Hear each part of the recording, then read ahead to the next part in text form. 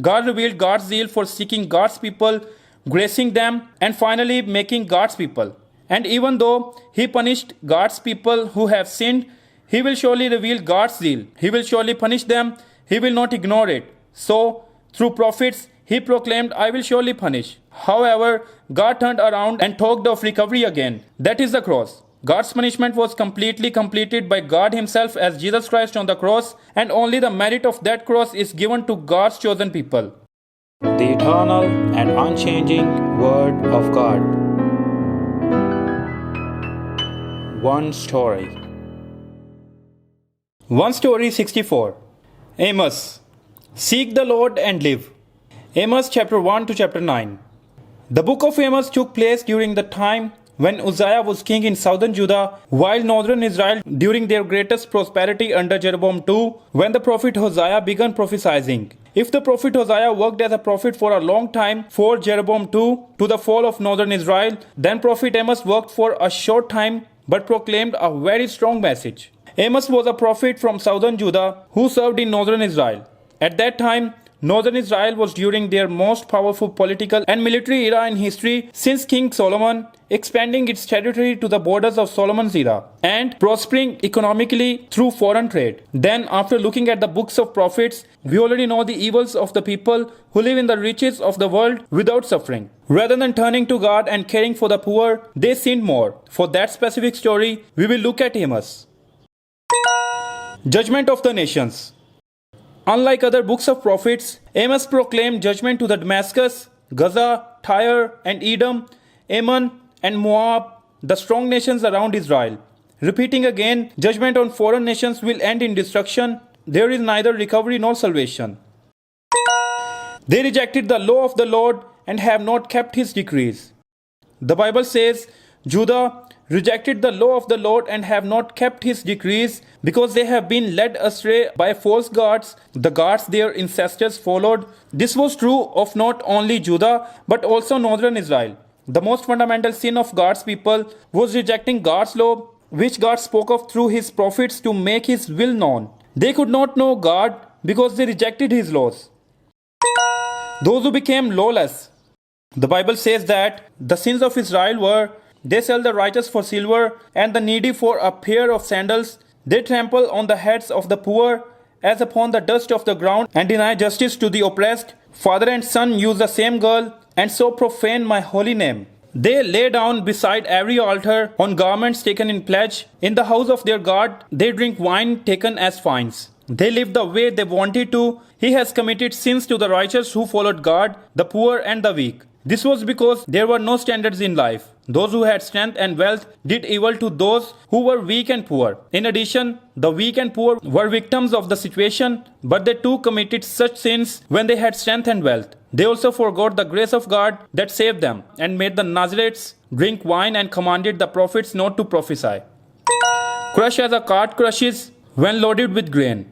God said that He will not turn back His wrath for neither Judah nor Israel. He will send fire upon Judah that will consume Jerusalem, and to Israel God will slowly but firmly crush them like a cart crushes when loaded with grain. No one can avoid it. That is why Amos proclaimed, Now then, I will crush you as a cart crushes when loaded with grain. The swift will not escape, the strong will not muster their strength, and the warrior will not save his life. The archer will not stand his ground, the fleet-footed soldier will not get away, and the horseman will not save his life. Even the bravest warriors will flee naked on that day, declares the Lord. It meant that God will thoroughly punish them. Do two walk together unless they have agreed to do so?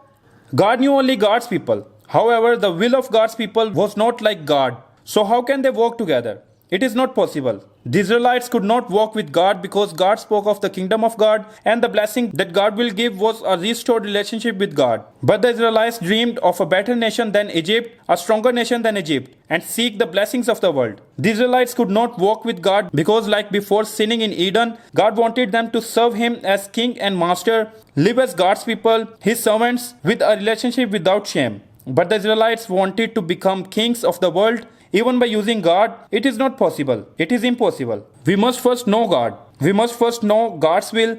Please move away from what I want and find what God is pleased with first. God revealed the will of God through the word of God, through Abraham and Moses and other prophets of God. God has done nothing without revealing his plan to his servants, the prophets. Do not know how to do right. Lawlessness was being practiced in public. They were convinced that their economic prosperity was a spiritual blessing given by God as they served God completely. The rich had built winter house, summer house and house adorned with ivory as a luxury and use of unjust money, but instead of taking care of the homeless, they plundered their things as well. It was lawless. It was a life of living according to the wish of sin as they pleased. God will tear down the winter and summer houses of the rich. The houses adorned with ivory will be destroyed and the mansions will be demolished. Their religious life was nothing more than an ornament, believing that if they performed sacrifices and feasts, even formally, God will protect them from perishing forever and to prosper. It was lawless. It is a life of living according to the wish of sin as they please. God said that they do not know how to do right because they do not know God or the word of God. They do not know what is good and what is evil. God said to return. We saw Jacob's life journey. We saw the deep roots of man's sin that will only surrender after being beaten to near death and being hit by a strong blow. When Jacob's name was changed to Israel, the line of faith that began with Abraham finally became with Jacob as one tribe and became one nation. The Israelites' life journey is exactly the same as Jacob's. To make God's people return, God gave them empty stomachs, stopped the rain, made the water scarce, made the grain dry up, struck them with blight and locusts, sent plagues, killed young men with the sword, along with captured horses, and sent enemies to cause war to destroy the city. But God's people still did not return to God. Rather than returning to God, they only tried to overcome the hardships by using all the worldly methods they could, not even trying to figure out why they should suffer such things, just like they just had to repent and look at the bronze snake. But many people did not look at the bronze snake on the pole and died. Prepare to meet God. For God's people, judgment is salvation, but they must prepare for it. It is clear that God carries out these punishments because He loves God's people, and none of these punishments were only words, it will become reality. It is up to God's people whether to meet Him, a God who graces, or as a God who punishes them. They must prepare to meet God. The day will come when the judgment that is partially experienced on this earth will finally be fulfilled. That day is the day of the Lord, as spoken by the prophet Joel. That day will soon come like a thief. Seek me and you will live. God told God's people to seek God to live. He said not to go to Bethel, Gilgal and Beersheba. This was because all these nations were idol worshippers centered around Bethel. God said, every man is senseless and without knowledge. Every goldsmith is shamed by his idols. His images are a fraud.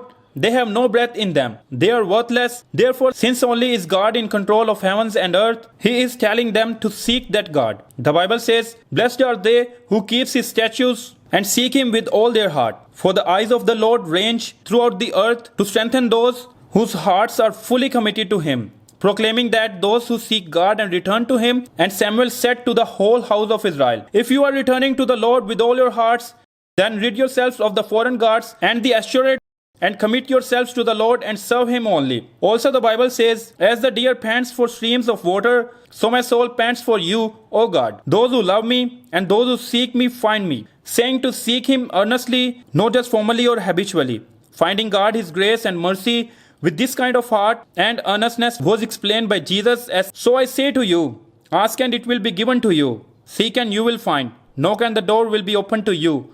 For everyone who asks receives.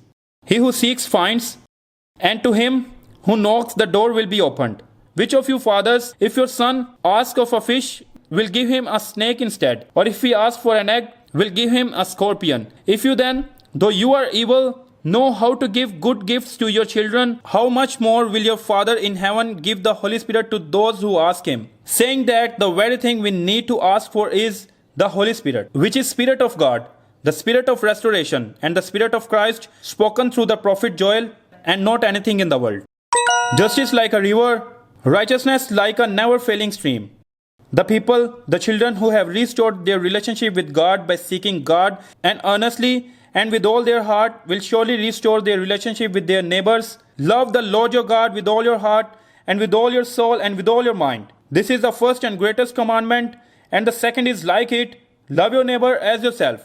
All the law and the prophets hang on these commandments, saying that those who love God loves their neighbors as well. That is why Prophet Amos reproved those who call the name of God while sinning, saying, "You trample on the poor and force him to give you grain. You oppress the righteous and take bribes, and you deprive the poor of justice in the courts." Therefore Amos said, "Seek good, not evil. Hate evil, love good. Maintain justice in the courts for them to live. It is because God was with them when they practiced lawlessness. And perhaps God will have mercy on the remnant of Joseph. The day of the Lord will come, the day when everyone will weep, wail, and mourn will come. Woe to those who practice lawlessness and wait for the day of the Lord. That day will be the day of judgment. God will defeat all their lawlessness. He will neither receive nor look back on their formal feasts, assemblies, and offerings. Their songs and music that are not even from their hearts has to cease, and justice must be achieved in their lives, and righteousness must be practiced. Woe to you who are complacent and feel secure. Those who do not acknowledge God as God, but boast of their strength and believe that they will be forever, are complacent fools who feel secure, as if they built a bigger barn because there were no more space to restore their grain, and said to their souls, "You have plenty of good things laid up for many years. Take life easy. Eat, drink, and be merry." But they are like those who heard God's voice say, "You fool, this very night your life will be demanded from you. Then who will get what you have prepared for yourself?" Those who are complacent and feel secure were those who put off the evil day and bring near a reign of terror, lie on beds inlaid with ivory, and lounge on couches, dine on choice lambs, and fattened calves, strum away on harps like David, and improvise on musical instruments, drink wine by the bowlful, and use the finest lotions, but do not grieve over the ruin of Joseph. And when the new moon be over, they sell grain. When the Sabbath ended, they market wheat, skimping the measure, boosting the price, and cheating with dishonest scales, buying the poor with silver, and the needy for a pair of sandals, selling even the weepings with the wheat. That is why the Almighty God spoke of judgment. They turned justice into poison, and the fruit of righteousness into bitterness. God swore, "I will never forget anything they have done. I will spare them no more." After that, God showed Amos a vision when the disaster struck because the locusts have stripped the land clean. Amos asked, "Sovereign Lord, forgive. How can Jacob survive? He is so small." Then God said, "This will not happen." And when the fire dried up the great deep and devoured land, Amos again asked, "Sovereign Lord, I beg you, stop. How can Jacob survive? He is so small." Then God said, "This will not happen either." Until now, God has forgiven, covered, waited, and endured the constant rebellion and lawless life of God's people. However, the time of grace is not eternal. That day, the day of the Lord will come. So, in the third vision Amos saw, God showed a plumb line this time, and he said, "I am setting a plumb line among my people Israel. I will spare them no longer. He will also destroy the high places of Isaac, ruin the sanctuaries of Israel, and strike the house of Jeroboam." Also through the vision of the basket of ripe fruit, God said, "The time is ripe for my people Israel. I will spare them no longer." In that day, the songs in the temple will turn to wailing, many, many bodies flung everywhere. Silence. The fourth vision Amos saw was the end, because the word ripe fruit and the end have the same tone. When Jesus, who came with the love of God and with the love of the cross, comes again, he will surely judge all lawlessness by coming with God's justice. At the time, God will fix my eyes upon them for evil and not for good. On that day, there will be no more chances. The land cannot bear. When the word of God was proclaimed through Amos, Amaziah, the priest of Bethel, said, "The land cannot bear all his words." That's right. God's word will attack sinners and make them righteous. What Satan does is cover the wounds of sins. If the pain of getting rid of that sin is not accepted, that is turning away from the word. However, they rejected Amos as well as God's warning given through Amos.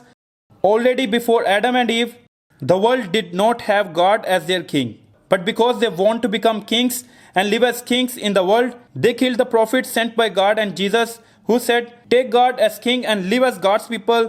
They were rejecting and not accepting. Famine without the word, not without food. God said, "The days are coming when I will send a famine through the land, not a famine of food or a thirst of water, but a famine of hearing the words of the Lord. Men will stagger from sea to sea and wander from north to east, searching for the word of the Lord, but they will not find it, because there was no word of God. The relationship with God was cut off. This was the silence of God that Abraham experienced. It meant that during this time, God will no longer send the words that the God's prophets cried out. He will be silent. Since there were no prophets who received the word of God, there was no one to preach the word of God. Sooner or later, a time of silence will come when a prophet will not appear until the coming of Jesus Christ.